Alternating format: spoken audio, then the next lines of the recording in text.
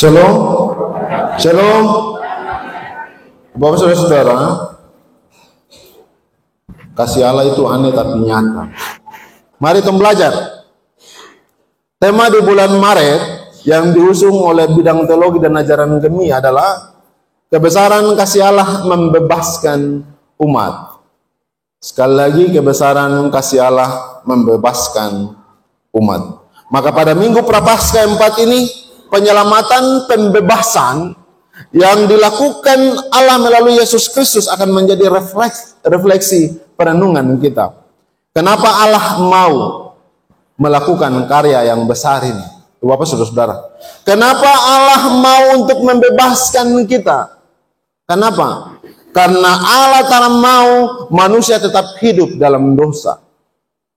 Allah tidak ingin manusia binasa karena dosa.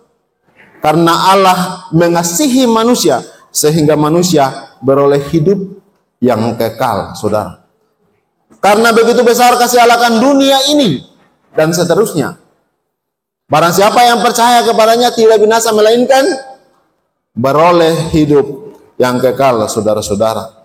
Dari ayat ini, saudara-saudara, menjadi jelas bahwa dasar Allah melakukan semua itu adalah karena begitu besar kasih Allah.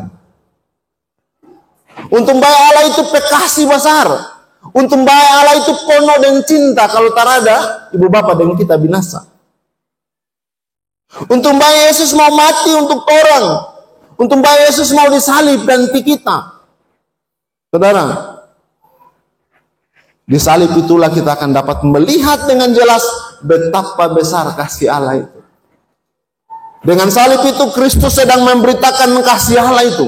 Dengan salib itu Kristus sedang memberitakan kasih Allah. Maka benar yang dikatakan oleh seorang bapak gereja namanya Agustinus. Dia bilang begini, salib adalah mimbar Kristus mengkhotbahkan kasih Allah. Salib adalah mimbar di mana Kristus mengkhotbahkan kasih Allah kepada dunia. Itu luar biasa. Untuk itu, saya mau ajak tong semua di Prapaskah 4 ini untuk merefleksikan betapa besar kasih Allah itu. Walaupun saya menyadari saya sendiri tidak mampu untuk menjelaskan betapa besar kasih Allah itu. Saya mau bicara soal kasih Allah saja. Karena tema bulan Maret itu, yang tadi saya bilang kebesaran kasih Allah membebaskan umat. Kasih Allah itu aneh tapi nyata. Memang aneh, bagaimana mungkin manusia yang berdosa, tapi kemudian Allah ambil itu, Yesus ambil itu. Bagaimana mungkin ada orang yang bikin dosa kemudian orang lain yang mesti mati? Bagaimana mungkin? Aneh kata rada tuh. Saya bikin dosa, ibu bapak mau mati untuk saya? Atau ibu bapak bikin dosa, saya yang mati untuk ibu bapak saudara-saudara? Saya tak mau. Siapa yang bikin, siapa yang berbuat, siapa yang bertanggung jawab begitu. Hanya Allah di dalam Kristus yang melakukan itu. Hal yang aneh dilakukannya. Tapi didasari karena cinta. Kalau Allah tara cinta, tong binasa. Kalau Allah tara sayang, tong mati. Maka tong harus tahu diri. Kalau yang tadi umat Israel melawan Allah harus lihat untuk tembaga, ular tembaga itu karena dipagut oleh ular telung, maka kita seharusnya melihat kepada salib Kristus itu supaya kita diselamatkan. Apakah cuma lihat saja? Tidak. Tapi kemudian melihat Kristus disalibkan dan menghidupinya dalam kehidupan ibu bapak, saudara dan saya, bahwa Kristus telah mati untuk saya, bahwa Kristus telah menebus dosa saya, maka aku berjanji dalam hidup akan kubangun komitmen untuk hidup menyenangkan Dia. Tidak lagi kubuat dosa, tidak lagi kubuat pelanggaran supaya dengan pelanggaran dan dosa itu kuberteriak salibkan Dia, salibkan Dia. Tidak. Bahwa saudara-saudara, mari kita belajar sama bicara soal kasih. Bapak, kasih Allah itu kasih yang memberi. Kasih Allah itu adalah kasih yang memberi. Bapak perhatikan, Allah memberikan semua yang ada padanya kepada anaknya, kepada Yesus. Kemudian Yesus memberikan dirinya kepada Allah dan juga kepada dunia, supaya apa? Supaya dunia bisa kembali lagi kepada Allah. Bisa paham? Bisa paham? Amin. Sekali lagi, Allah memberikan apa yang ada padanya kepada anaknya Yesus Kristus. Yesus memberikan dirinya kepada Allah dan kepada dunia, supaya dunia bisa lagi kembali kepada Allah. Maka ada dua pengertian dari kasih Allah yang memberi terlihat dalam kematian Yesus. Pertama, Yesus adalah yang terbaik yang harus Allah berikan. Ya, Yesus adalah yang terbaik yang harus Allah berikan, karena tidak ada satupun yang dapat dibandingkan dengan Dia. Tidak ada. Yang kedua, dalam memberikan Yesus, Allah memberikan dirinya. Dalam memberikan Yesus, Allah memberikan dirinya. Dan tak ada satupun yang dapat lebih besar daripada itu, yang dapat orang kasih, yang dapat diberikan oleh siapapun. Tidak ada, saudara. Allah memberikan dirinya. Bapak, satu ketika ada seorang hamba Tuhan, dia berbicara dengan satu pasangan nikah yang sudah sangat bermasalah, sangat besar sekali. Ada kepahitan, ada sakit hati, dan tidak ada lagi saling pengertian. Suatu ketika, dalam sebuah kemarahan yang besar, suami dia bilang pada bini, pada istri. Katakanlah DP istri nama Yohana, contoh saja. Katakanlah DP istri nama Yohana. Dengan marah tuh, Yohanes dia bilang pada Yohana, Yohana, kita sokase semua yang ada pada kita. Kita sokase semua. Kita sokase ngana auto baru. Kita sokase ngana rumah. Kita sokase ngana motor. Kita sokase ngana baju pangana pakai. Semua kita sokase. Dia marah. Tapi kemudian setelah Yohanes habis bicara, Yohana dengan sedih dia bilang begini, perhatikan. Yohanes, betul. Yang Anda bilang itu betul. Semua Anda suka kasih. Cuma satu yang Anda belum kasih. Apa? Diri. Anda pediri yang Anda belum kasih. Semua dia suka kasih.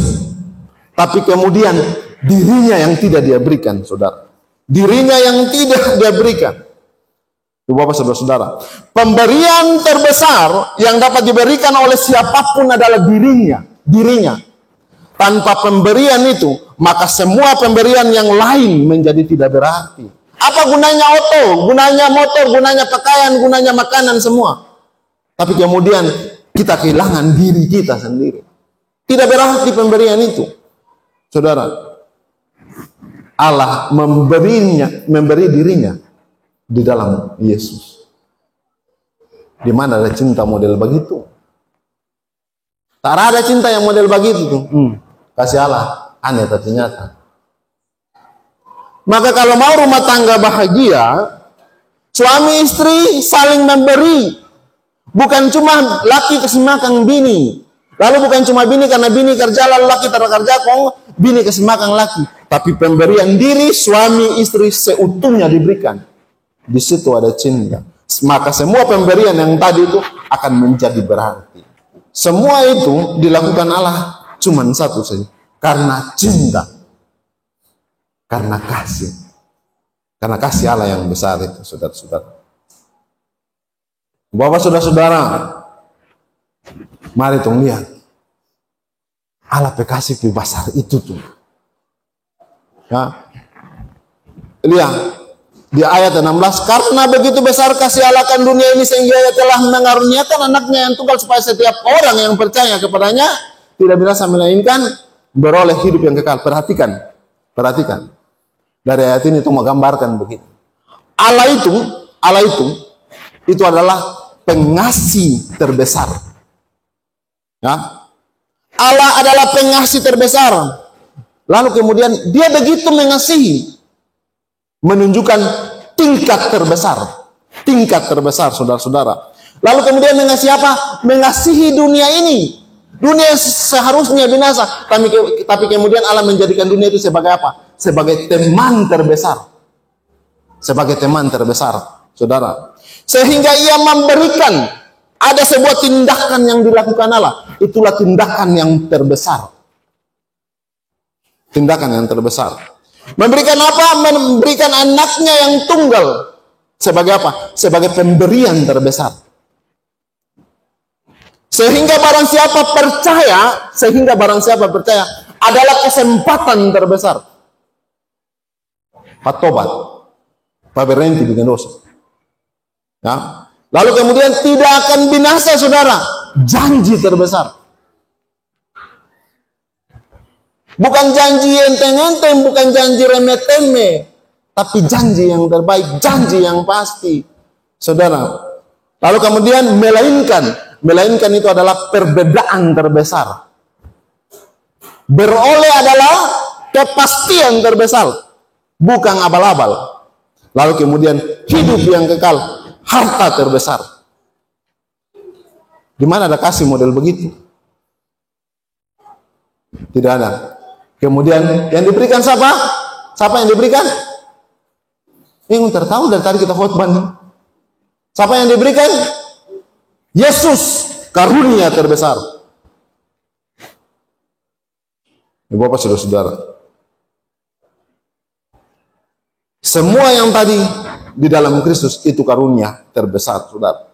Bayangkan, kasih Allah itu amat besar, tidak dapat dilukiskan dengan apa-apa. Kasih Allah itu terbesar, amat besar, sehingga tidak ada satu orang pun yang mampu untuk melukiskan betapa besar kasih Allah itu. Dia lebih tinggi dari bintang di langit, tapi kemudian dia bisa menjangkau dunia. Lalu apa? Mengaruniakan anaknya, supaya apa? Memberikan kemenangan. Ini luar biasa. Mendamaikan dan mengampuni orang-orang berdosa. Kasihnya itu tidak terduga. Betapa kayanya kasihnya itu. Tetap dinyanyikan oleh malaikat-malaikat, dan seharusnya juga bagi kita. Yang bercacat dikasihani, yang sakit disembuhkan, yang mati dibangkitkan. Kasih Allah tak terbatas, saudara. Kita pun dapat menikmati, walaupun dunia ini berakhir dengan segala kuasanya lenyap, kasih Allah tetaplah teguh kekal selama-lamanya. Jadi mari temperisa tempe diri. Seharusnya ini adalah menjadi nyanyian yang indah dari ibu bapak, saudara-saudara, dan saya. Melalui Yesus Kristus, kita telah mengenal Allah yang tak terbatas itu. Kita telah mengenal Allah yang penuh kasih itu, Allah yang penuh cinta itu. Saudara, maka kalau sebegitu, saya mau bilang, stop sudah bikin dosa tuh. Stop. Jangan bikin diri jago. Jangan bikin diri sok kita sudah ini nih. Orang lain tak ada, cuma kita yang paling jago. Satu saat dia kasih patang sampai jago. Tapi itu bukan itu yang saya mau bilang. Tapi itu mesti ingat juga. Stop bikin dosa. Karena apa? Karena ketika orang tetap bikin dosa, tadi disebut apa? Tong suka kegelapan. Itu yang membedakan anak-anak terang dengan anak-anak gelap. Karena kalau tong bikin dosa, tong terus menyalibkan Yesus itu. Karena ketika tong tetap hidup menyakiti hati Tuhan, menyakiti sesama, kita sedang menyalibkan dia. Satu kali dosa kita cambuk Yesus. 2 kali kita tandang Yesus. 3 kali kita ludah pada dia. 4 kali kita salibkan pada dia. 5 kali kita bunuh pada dia. Sohot model begini, tapi tong tara tobat-tobat toh. Tetap tong kasih tunjuk saya, jungkir balik, tetap putar. Sok kita kok. Gelap masih menjadi primadona yang terus dilaksanakan. Karena itu sangat menggiurkan. Enak kalau tong ini pusing-pusing. Saya lihat pesta itu, aduh. Yesus dapat salipan teru di pesta tuh. Tapi sepanjang hari kita tetap salibkan dia. Terus salibkan dia. Dan di belakangnya baku rubung. Minum saja tak apa-apa. Kontrol lah. Minum apa kok sampai orang angkat tuh.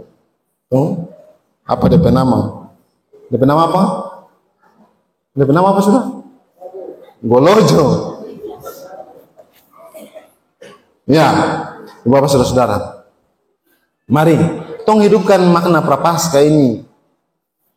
Hitung ini jaga tahu diri. Yang jual cap tikus, jual tidak apa-apa. Jaga lihat lagi orang yang beli itu. Kalau dia beli 2 kali boleh, dia bilang habis. Cuma karena mau habis cepat doi ini. Sampai orang tetap tabrak dengan motor, kalau dong mati, tak rasa bersalah tuh. Dia mati kabar siapa suruh minum terlalu banyak, setan ngana yang jual.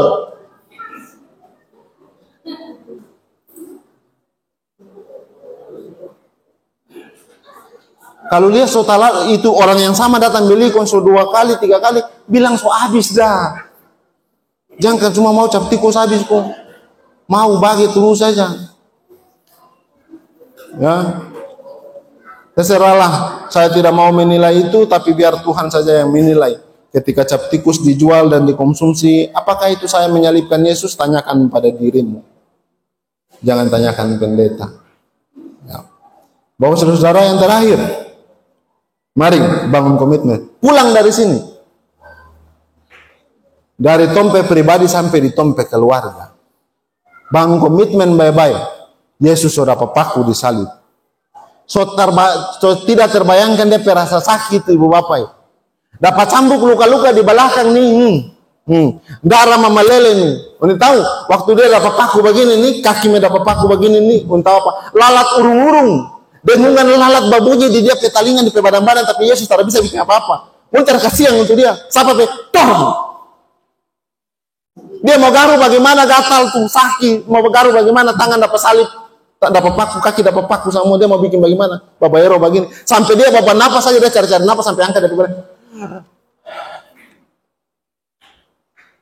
Ini bayangkan dia kasih yang terlalu besar pakai orang tuh. Tapi terserah. Habis ini pulang, habis ini nih keluar dari situ tuh.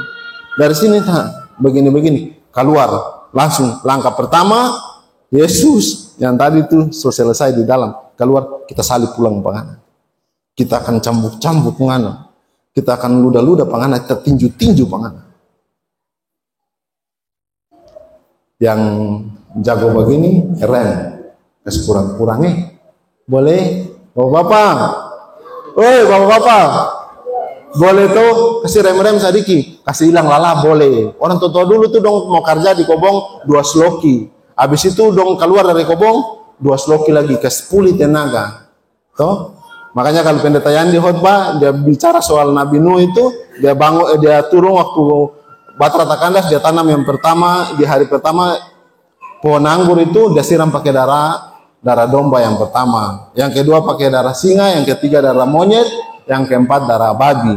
Darah domba itu supaya apa? Supaya tulus seperti domba. Tanpa minum di mana? Perjamuan kudus. 1 sloki saja. Perjamuan kudus supaya tulus seperti domba. Yang kedua darah singa supaya kuat seperti singa tanpa minum di pinggir kobong sana. Mau kerja dulu baru minum, habis kerja baru minum. Kasih pulih tenaga, kasih tambah tenaga. Yang ketiga darah monyet. Ini minum di atas pohon, tata goyang. Angin semula tiup-tiup. Waktu dia belum minum, itu dia masih miskin sekali. Pas dia so kenal 3 sloki, kaya sekali dia. Cerita tinggi, suara tinggi, bikin diri. Yang di 3 sloki ini jaga baku tumbuh banyak. Bukan cuma dengan orang, bini dapat tumbuh. 4 sloki, darah babi tadi dia siram. Sulia babi, makan di situ, muntah di situ, berah di situ, kincing di situ. Tinggal tanya kepada diriku, ku ada di berapa sloki? Toh? Ibu Bapak, mari kita berkomitmen untuk hidup menyenangkan dia. Tidak lagi menyalibkan dia. Ayat 17. Sebab Allah mengutus anaknya ke dalam dunia bukan untuk menghakimi dunia, melainkan untuk menyelamatkannya oleh dia. Kalau karena dia semua kasih selamat, tong bertobat. Itu jadi jelas barang siapa percaya kepadanya tidak dihukum. Barang siapa tidak percaya ia telah berada di bawah hukum. Yang bikin terus pasti dihukum. Tapi yang mau percaya dan mau tobat pasti diselamatkan. Tuhan Yesus memberkati. Amin.